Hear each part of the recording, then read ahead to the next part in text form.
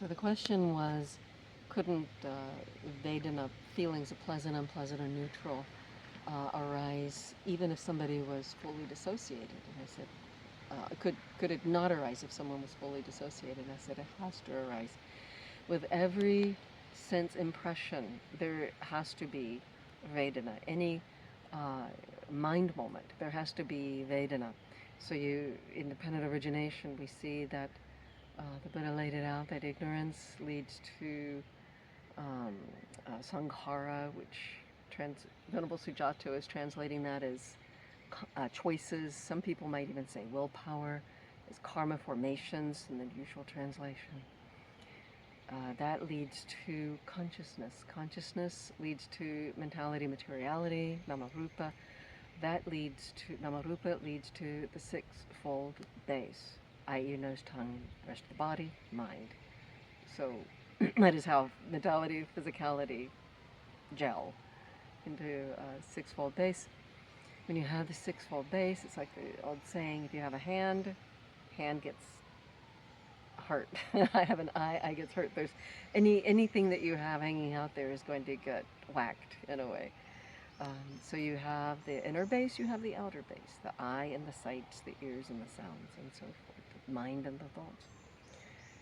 So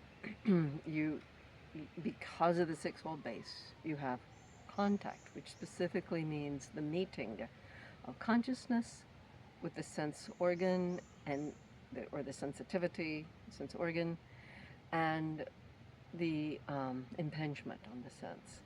Now, right now, your feet have been touching the ground, so there's contact in the ordinary meaning of the word, but in this specific meaning of phassa in Bali, you only had contact when your attention went there. Your fingers are touching the camera, but where was the awareness of that? It wasn't there. So the contact only happens when the consciousness goes there. So it's kind of a funny word to have used because the ordinary meaning is so close, but not the same. Contact immediately leads to feeling, Vedana. So whatever happened in that moment of contact, it immediately comes up with a feeling of pleasant or unpleasant or neutral. Okay, interesting that you said that. So let me try to repeat this. So only when there's like awareness contact, only when there's awareness, then there's contact. Only when there is consciousness. Okay, so that's what I was saying earlier. So if someone's dissociating, then they're not No, really consciousness making is going to be contact. happening somewhere.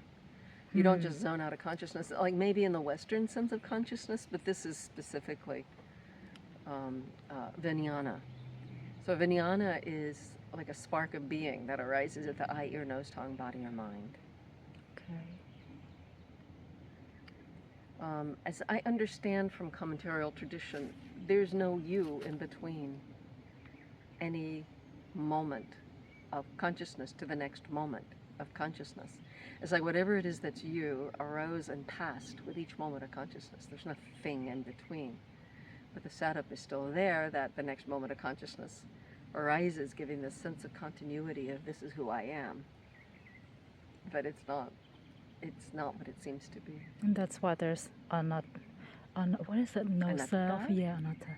Yeah. Okay, so Vedana in dependent origination leads to taṇhā, which is craving, desire.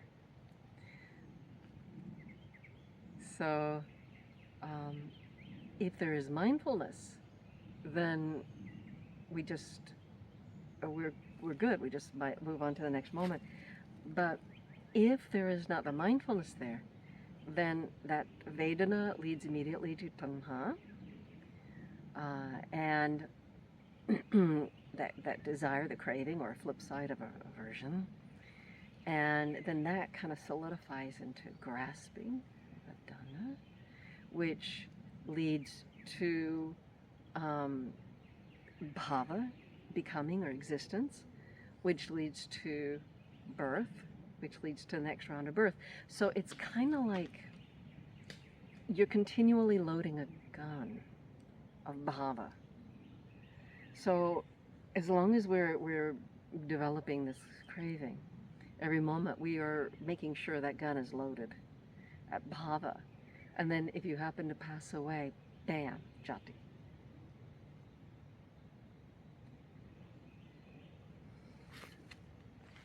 So yeah, I assure you though that the Vedana is it's happening even if we are not very fully present. I don't know any skilled analysis of what is happening in a moment of dissociation, but I would assume, just without much thought about it, I would assume that it's a mental state of like a mental cloudiness.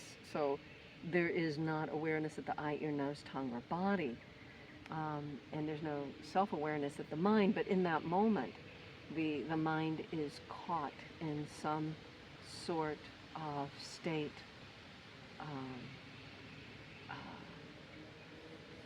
of thinking, but not any kind of thinking that you would be very, or could be easily become aware of.